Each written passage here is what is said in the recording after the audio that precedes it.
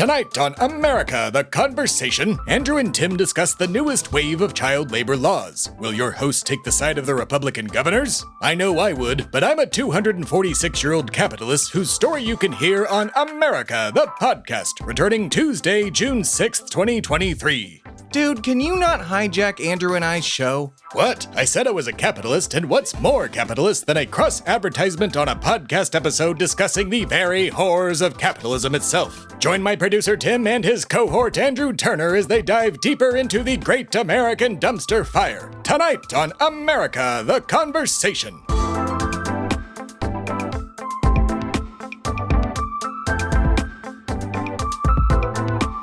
Hello and welcome to America the Conversation. I am one of your hosts, Tim Philippi, and with me, as always, is my co-host and fellow eternal child, Andrew Turner. What's up, man? I don't want to grow up. I'm a labor-used kid.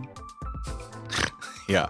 Oh, my God. Yeah, if you didn't catch that, we're talking about the child labor, I'm going to call it child labor bullshit today because it's what it is. If you didn't know, if you've been blissfully ignorant of it all, at least 10 Republican, Republican-led states, or at least 10 sets of Republicans have been trying to pull back child labor laws, things I thought we had, done. We did the job. We got put child labor laws in place almost 100 years ago, I'm gonna say, and now we're here. And those countries, states, probably wish they were countries. Some of them, Arkansas, Minnesota, Iowa, Missouri, Nebraska, New Hampshire, New Jersey, Ohio, South Dakota, and Wisconsin.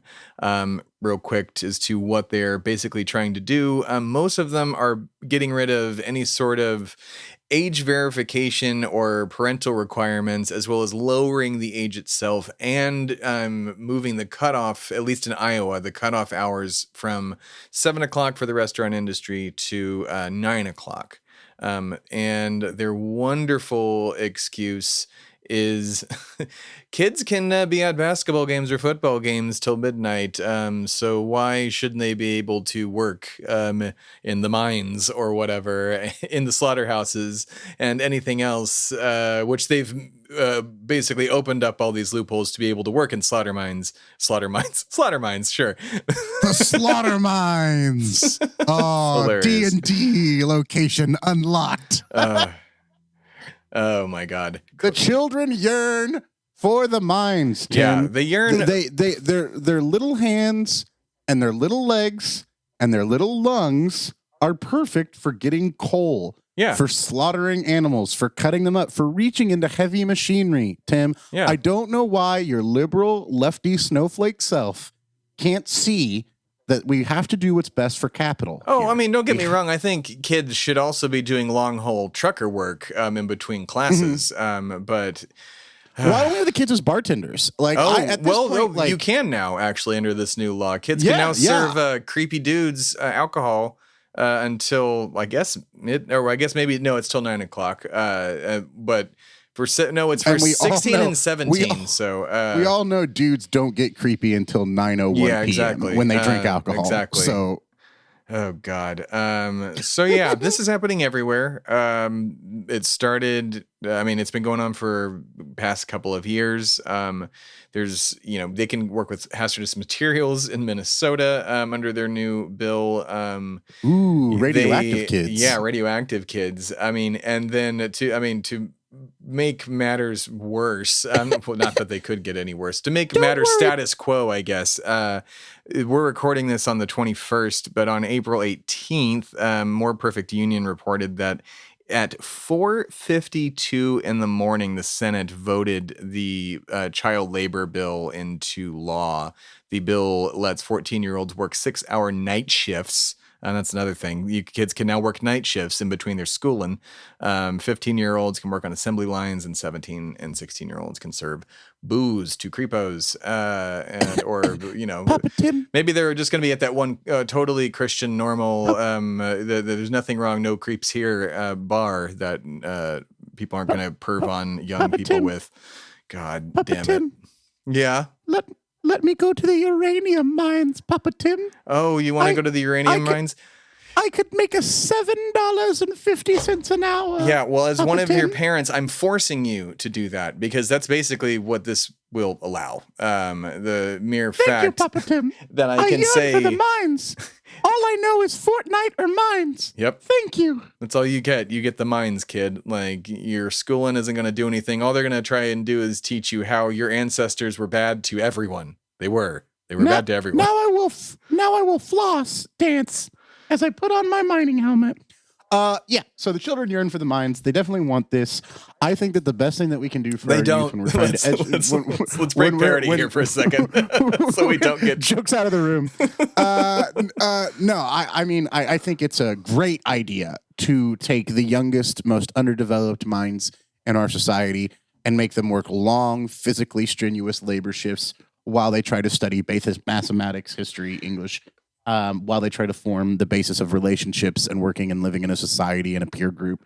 Yeah. I think that we should also make them work 6 to 12 hours a day on top of that. Yeah. I think that that's a great idea. I think that nothing has ever gone wrong with children working strenuous jobs regularly throughout the week. And, you know, I'm happy to say that we're getting back to the Gilded Age in America, right? Like, billionaires are making 4,000 to 10,000 times what you're making.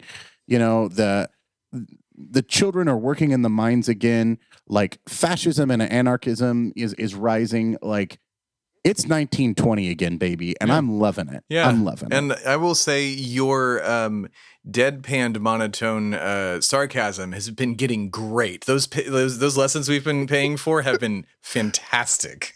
Thank you. The deadpan sarcasm is how you know I'm being sarcastic. Like, the moment my voice changes, I'm being honest. Like, you hit the nail on the head too with like letting them work as long as possible with between schooling and work. It's proven to that over 20 hours a week, like if you work outside of school, your brain, like, you can't start learning things as a young person. You start failing tests. It's just statistically, that's just what it is. And now this is going to be parents potentially forcing their children to work, because that just opens that door for, you know, piece of shit parents who want more money out of their kids, or are maybe themselves in just a really shitty, hard place where their kids might have to work and support their family. Now this is going to make these kids as young as 14, and that's not going to stop there. Now be able to have to go work at mines and factories and slaughterhouses. There's multiple American businesses, especially in the food packing industry, that have been caught.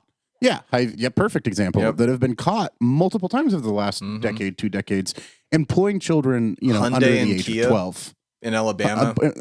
Yeah, I mean, literally employing children. And a lot of these times, these are migrant children. These are children that are the family of refugees and asylum seekers.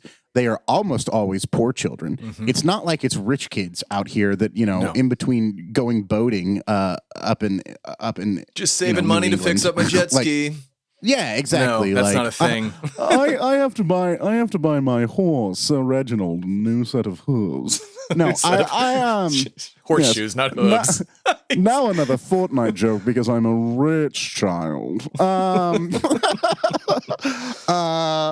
Yeah, I mean, like, this is obviously because, you know, not most, but many Americans cannot survive on the material conditions that they are in the current country. So they're having to send their children to work. No parent is thinking like, you know what I need my kid to do in between 20 to 60 hours of schooling per week with homework and tutors and extracurriculars, add another 20 to 40 hour work week on top of that. Yeah. Like, no parent is thinking that. Is there occasionally a parent that's like, hey, I'd love my kid this summer to wait some tables, you know, to clean up this mechanist shop, you know, sweep the floors, you know, work at this coffee shop?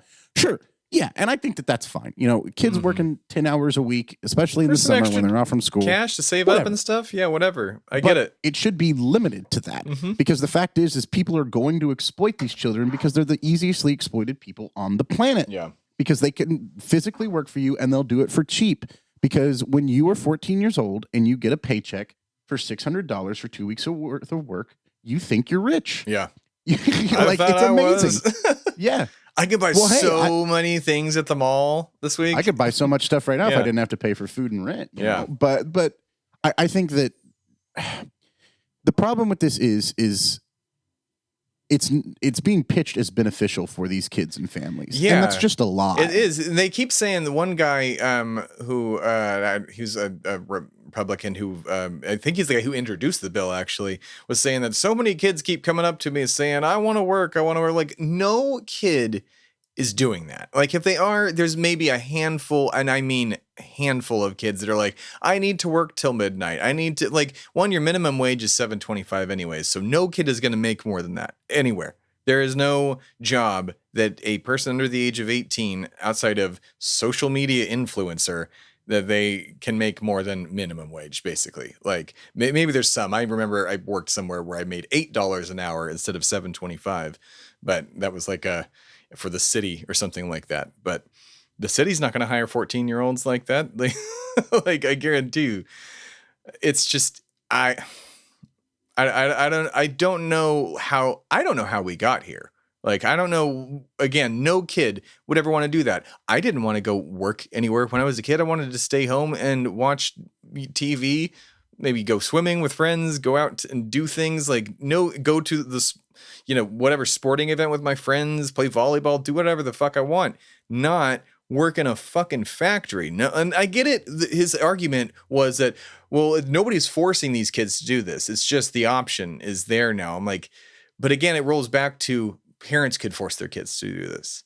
Like, it's just, it bottles the mind, as in your mind is stuck in a bottle because you're.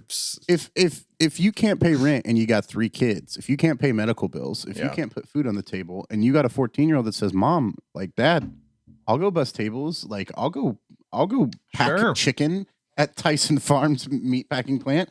Like, and I'll throw you the money. And that starts off as, okay, well, you can work a few hours a week, and this is hey, we need this while it's summer. To this is supporting the family. Like, and that is because material conditions aren't met, because people can't afford rent, they can't afford food, they can't afford housing. Mm-hmm. People would not be sending their kids to work other than a nominal amount for them to learn basic lessons if they didn't need the money. Mm-hmm. Like, they're not doing this out of the goodness of their heart to teach their kids a lesson. They're doing it because they need cash. Yeah. And the way to address that is to address the fact that a lot of Americans don't have the money to survive, that capitalists and the 1% are taking the money away right out of their pockets, not make their children start working. Yeah. Like, we are supposedly the greatest nation in human history. We certainly are the richest. And now we're having the same child labor as, every meme about communist Russia from the 90s. Like, it amazes me how this would be sold in the Western, media if it were China, right? Like, this would be said, like, look at the barbarity, like having children pack chicken into plants and like working on high COVID risk areas and working in machine shops and bussing tables full of drunks and lunatics. That's how it would be pitched if this were any adversary to the United States. Yeah, absolutely. Like, straight up. And I think that it's 100% capitalist greed, because why do they want to hire these kids, right? They want to expand the workforce. They're saying there's not enough. Like, that was one of the things I heard is like, where are all, like, the reporter who was on, like, it was CNBC. That's what I was watching. It was like, where are all the, where are all the 25-year-old men? Like, where did all these people who are in these positions, why are they not working, and why are you wanting these kids to work? My response to that is, well, they work for better places now, or figured out how to make money, not in a. They can't survive on $7.25 an no hour. one can. So They went and worked somewhere else. Jobs. I know so many people left the restaurant industry that doesn't pay shit still to this day. Me, are now working at a much better place, making much more money, and it's great. Like, so many people did that. They went to work for tech companies. You went back into politics. Everything. I would much rather out. be bartending, to be honest with you. Like, if I could make a living doing it, sure, if you enjoy it, why not? But like, so many people can't make their living off of that. But I mean, like, don't get me wrong. I just, like, bartending is something I'm passionate about. Yeah, but I can't survive and pay a 1-bedroom apartment rent on bartending anymore, unless I got really lucky with a gig. Like, you find a great bar, sure, but what's that one statistic? Out of every like 100 bartenders in Austin, like, you can't definitely not on minimum wage, but like on most wages in Austin, you cannot afford an apartment with just by yourself. Like, you have to actually, in most cases, you have to have a roommate. Like it's because of just general. Why do you think I'm trying to get you and your wife to move up here? Oh, well, like you're not going to move up there. It's so that I can move to Oregon, maybe. So I can move into your basement. Oh yeah, well, sure. I'll move to Oregon. Yeah, move to Oregon. So it's both or where I don't want to name where you live. It's not Massachusetts, but let's say it's Massachusetts. This is awesome. Great, you just made me a masshole. New Hampshire. Here you go, everybody. I live in Texas. That's right, the Great Granite State. That's right. Yeah. First in the nation primary. Now, right? Did the Democrats switch to that, or is it new Republicans switched? They switched away from it. They switched away from it. Okay. They made South Carolina the first. Right. And Iowa's no longer a thing. Republicans are still doing it first in Iowa. Hope, it's not a thing, but Republicans are sticking with Iowa first, right? Is that the case? Yeah. Well, I was the first caucus. Oh, okay. New Hampshire has traditionally been the first primary. Oh, God. Iowa needs to stop being the first caucus. That's a 2024 episode. I don't know. I think you have a very nice caucus. I also hate the concept of the caucus. Like raising your hands in a gym should not be how you elect anybody for anything. Oh my God. Look, I think all caucuses are good. Small caucuses, big all right, caucuses. Andrew. They're not good. None of them are good. Maybe some of them.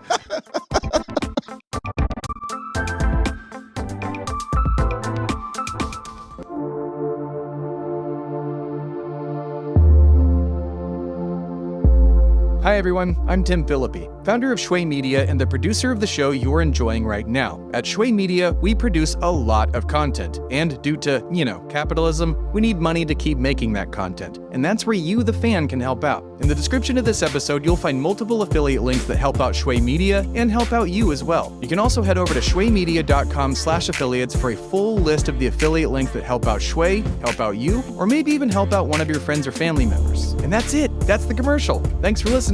And now, back to the show.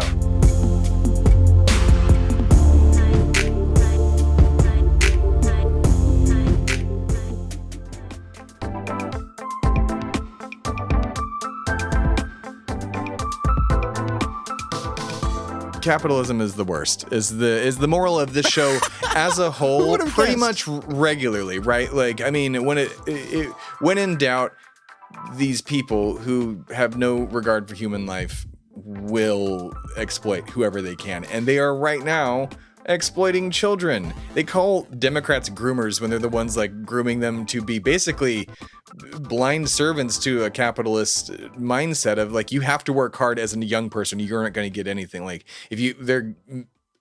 I could just see them like trying to create this culture of, if you aren't working at 14, what are you even doing? Kind of thing. You're lazy. Pull yourself up by your own bootstraps. Pull yourself up by your own bootstraps. The impossible phrase. Oh my God. I will never forget learning that is impossible to do. Mostly because I didn't realize what a bootstrap was. You pull yourself up by your own SpongeBob themed light bright bootstraps. All right. Yeah. Like your boots light up when you walk. That's cooler than the boots I got. Yeah. I got to pull myself up. Yeah. Like your boots have Heelys in them. Man, I miss Heelys. I hated Heelys. Heelys made me like a linebacker. Like, because I'm a big, large man. And like, if I can have wheels in my shoes, like I can move a lot faster. I'm not gonna lie. Fair enough. Yeah. Okay. Yeah. Like, I get the appeal. You got to remember it's more the little douchebag kids at the mall that would like be healing through everything. Like, get out of my way. That was me. That was me. I know. Like I was a huge 250-pound 17-year-old boy, like gliding everywhere, like I was a drow elf. Oh my God. It was amazing, and I had the ultimate riz, and I cannot wait to find a way to get back in that drip. Well, the wheelies are coming back just like child labor. Yeah, you know what? And now I'm for child labor to get these kids off of Heelys. You know what? Iowa did the right thing. Sarah Huckabee Sanders, right. 2024. We're switched now. Yeah. Did you see the picture of her full signing circle that in 15 bill, by minutes? The way? Say what?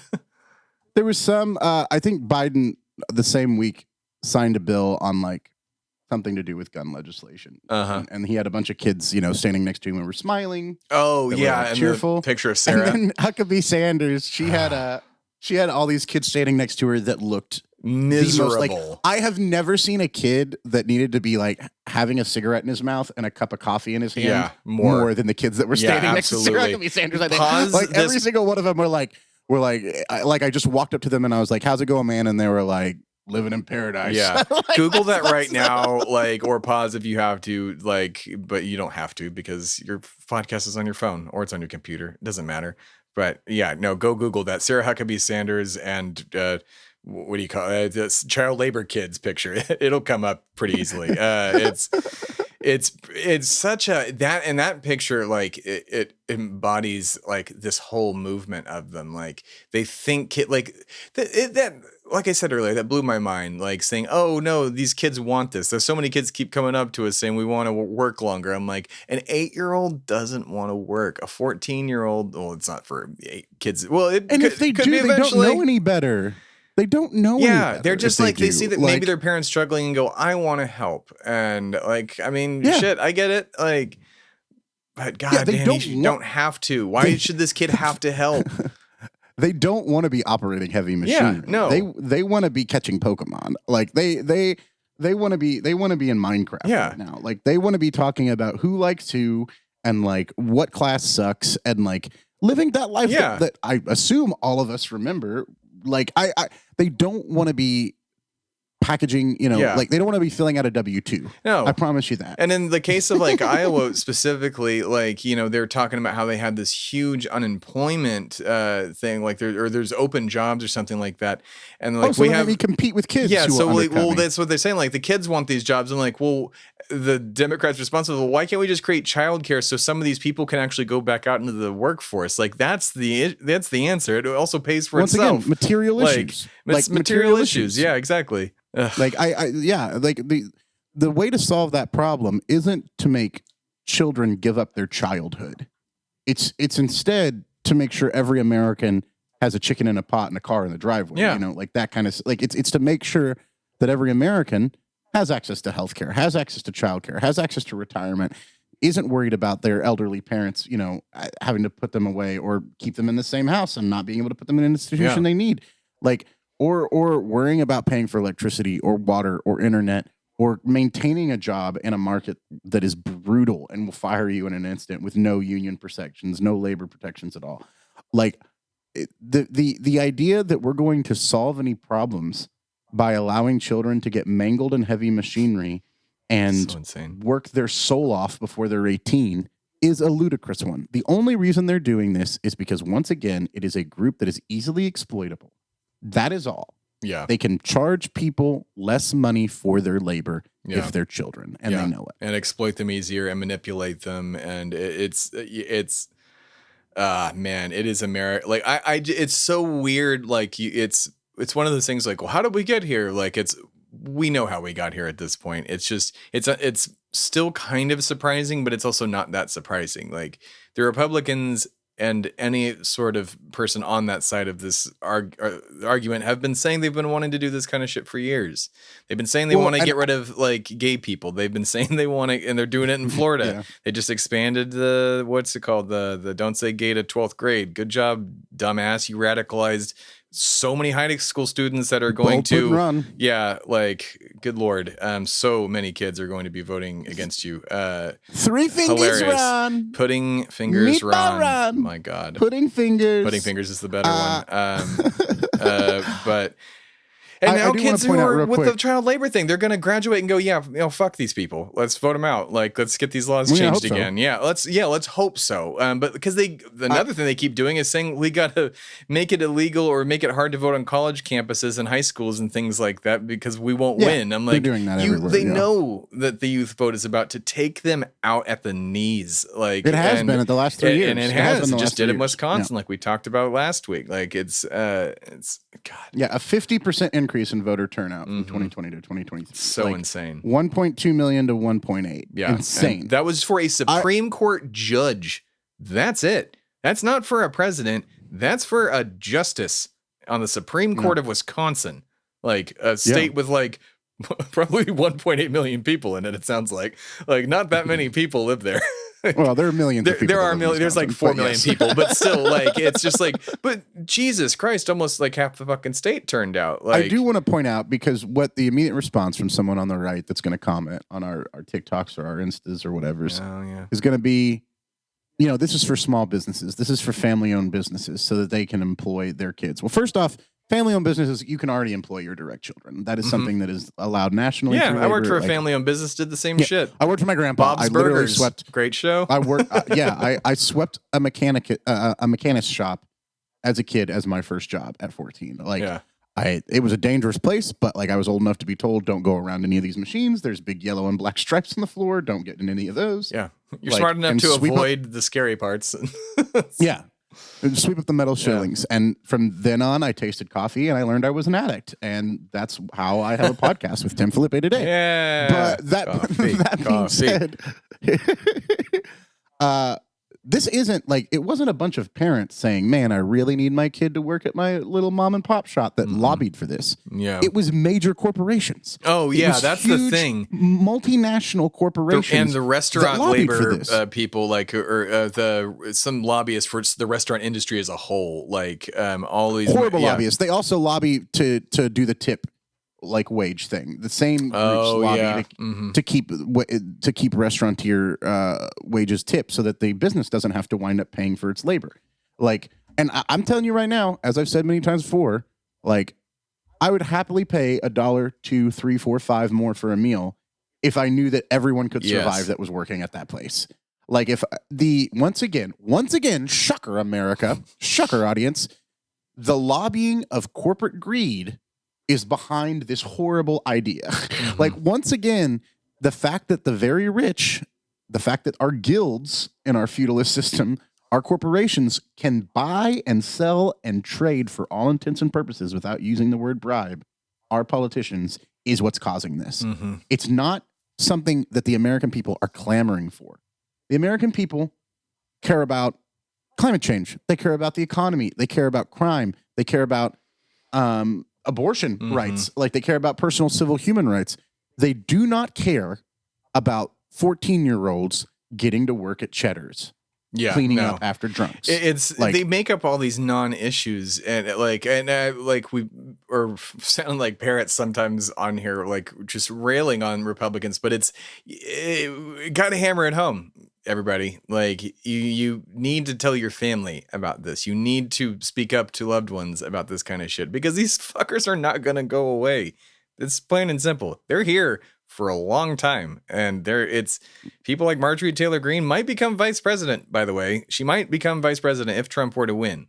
She is on his list. I think she's the number one pick. If I were Trump, I would pick Marjorie Taylor Greene. Full stop. That's a genius ticket. Oh my God. Genius ticket. I'm excited. That sounds amazing. He would probably get close to winning with it. They could start a revolution with that ticket. But we'll see. We'll see. I mean, if you're listening to this show and you're more than multiple episodes in, and you're like, man, they sure are hard on Republicans. First off, you haven't been listening to this side from me. I take every chance I can to take a swing at the Democratic Party, to make them better. Don't get me wrong, but yeah, I mean, I agree with Noam Chomsky that the American Republican Party is perhaps the greatest existential threat to humanity in our existence because of their continuing of the American empire and their inaction on climate change. In fact, trying to muddy the waters with climate change. They're going to wind up, their actions are going to directly lead and indirectly lead to millions upon millions upon millions of people dying, living in poverty, living in squalor, living in pain and suffering. And I'm sorry, but that institution should be pulled from the root up, and we should have a better party. Absolutely. I'm done with the idea that right-wing theocratic fascism is a way to run a country. It's not. Yeah. We did this. We fought a war over it. We allied with the Soviet Union to fight a war over it. We allied with our literal worst economic and national enemy to do this. Yeah. I mean, it amazes me that we are still having this conversation that, maybe we should run our country for the benefit of private organizations as opposed to the individual citizen. Because, I mean, the same thing happened, by the way, in Nazi Germany. well, not to make the Godson comparison, but the same thing happened when Hitler took power. Was they stomped down on labor unions and they relaxed child labor laws. Yep. Like the word privatization that you will hear conservatives and Republicans use all the time is a term coined for what Germany was doing in the early Third Reich to its economy. It was taking public goods and privatizing them, handing them out to Nazi allies as corporations. Yeah. And now we use privatization regularly as a buzzword for what the Republican policies are. I'm not saying they're Republican or Nazis. I am saying Nazis are Republicans, but that's a different topic. But I am saying that, like, the idea that the state is the key is something that's attributed to socialism and communism and not. The idea that corporations are the key and the real mechanisms of power and state is what conservatism, modern day republicanism is. Yeah. It is the idea that it doesn't matter what's good for these kids. It doesn't matter what's good for these families, even if that's how we're trying to sell it. It matters what affects the bottom line. Yeah. We need to be in the black. Yes, we destroyed the world. Yes, we caused untold suffering, but we made quite a profit for our shareholders for a couple quarters. Yeah. So wasn't it worth it? Yeah. To them, it was. And, to those who, get onto us for not yelling at Democrats, like Andrew said, we do. But Democrats are also not actively trying to kill the climate, make kids work at the age of 14, make you not be able to talk about your spouse in whatever format that is, make you have to come out or your teacher forcibly out you to your parents if you talk to them about being trans or gay, like all of it. They're not making it harder to vote. They're not doing all of this shit. Like, they need to be taken to task and they need to be held accountable for being bad at their jobs, bad at winning elections, and not being progressive enough when their supporters demand it. But all of that aside, they're not trying to actively hurt anybody. They're trying to, at least on the surface, make everything better versus their mainstream counterparts who, say it with me, are not. Did you say it with me, audience? I think you might have, but are not. Oh, I'm late. Damn it. Okay. All right. I just want to throw in here as the last kind of thought. Like, first off, Democrats actively doing anything is funny as a statement. Yeah, fair enough. So I said they're not actively. They're not actively. Yeah, Democrats are not actively is the end of the sentence. Exactly. And second, like, I think that, probably the human rights issue of our day, trans rights are human rights. This big idea on this podcast. You can stop listening if you disagree, or you can listen more and learn. Yep. Either one. Yep. But do that one. I will tell you, trans rights are human rights, and all trans people want, all the average trans person wants, is to live their life, right? Like, they just want to exist in their identity and continue to exist and be treated just like anyone else. Like, no one on the left in the Democratic Party or in the far left is like, we're trying to make you trans. We're trying to make your children trans, even though that's what Republicans say. That is, we're trying to say, leave people alone, let them live their own life. Yeah. They're not hurting anyone else. And the Republicans are the one trying to enforce their values on a personal level on trans people. Yeah, they heard someone online say they're indoctrinating your kids, and then they just kind of ran with it as a policy. Which is, it's the only reason they're picking on them is because politically it's an easy group. Oh yeah. They're marginalized. It's there's a few of them versus a huge swath of the population. Like they're an easy target for bullies, for lack of a better term. Not even that is the perfect term. That's just like the unborn are easy to advocate for. Yeah, they never question what you advocate for. They never have to say they're behind you. Like, it's very easy to say, "Oh, I represent unborn children," even though that's not what a zygote is. But another episode again. It's very easy to say that because then the people you're representing, people in quotation marks, they can't criticize you. They can't change on you. They can't form factions because you can say, I'm a champion of the unborn. Well, what does that mean? It means that you're enforcing your ideals and your belief system that you can't prove on other people. And the very people that you're doing it for can't speak up or disagree with you. Yeah. So, like, I think that Republicans love picking on groups that can't fight back and then supporting groups that are ethereal, that don't actually exist, because then they can't be criticized. It's like the working class shit that the Republicans reach out to when they shoot a shotgun and wear a red hat or a cowboy hat in an ad. And you're like, you went to fucking Yale, you asshole. Like, you grew up in Massachusetts. Yeah. Like, why? You're not country. Like, you've never baled fucking hay. You've never fucking inseminated a horse or a cow. You've never fucking had to kill a chicken or slaughter anything. Like, chicken's just the easiest. Like,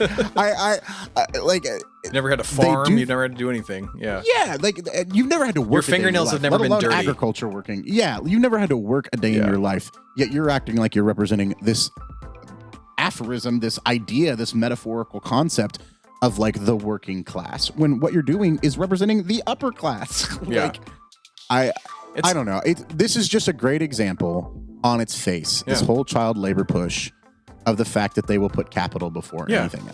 They create non-issues, apply the capitalist mindset to them, whip people up in a frenzy, and it happened with abortion, it happened with women's rights, it's happening with trans rights, it's happening with child labor, it's happening with wokeism. They love to call it, which, God, the term makes me cringe, but it's all in the name of just lining their pockets full, pretending to be something they're not. Was it straw man? Gaslighting. No, straw man's a different thing. They're just gaslighting. That's all it is. It's one gigantic gaslight. So I guess it's better to end on it there while you look at this other gaslight over here. Look at this gaslight while we end this show. That's actually not what gaslighting is. No. No.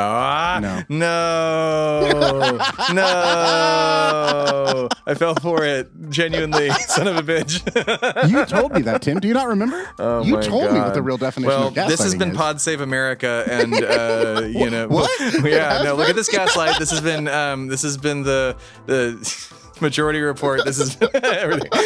Yeah, this is the only. This has been Ben show. Shapiro show. No. This is the only news show. There are no other news shows. It's been the Joe Rogan Experience. To anyone else who has that tag as a podcast. Yeah. This has been Tannis. This has been. Y'all should go listen to Tannis if you like crazy audio dramas. And I've been your host, Jesus Christ. Good night, everybody. America the Conversation is a production of Shway Media and America the Podcast. The show was created and is hosted by Andrew Turner and Tim Philippi. The show is mixed and edited by Tim Philippi at Shway Media Studios in Austin, Texas. The show's theme song is by Timmy Two Step. For more information, please visit americatheconversation.com and shwaymedia.com. Thanks for listening.